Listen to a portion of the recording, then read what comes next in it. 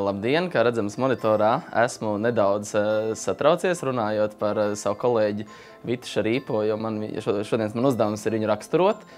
Es Vitu raksturotu kā ļoti gudru, zinošu kolēģi. Vitai ir tīri labs talants attiecībā uz zinātnisko darbību, un par to es esmu jau pārliecinājies, redzot, kā viņa strādā ar savu diplomu darba tēmu par statīnu izraisītām miopātijām. Ja vajag izpalīdzēt ar dežūru, Vita piekritīs, izpalīdzēs. Ko es varētu teikt, Vita ir fantastiska komunikācijā ar pacientiem 65+.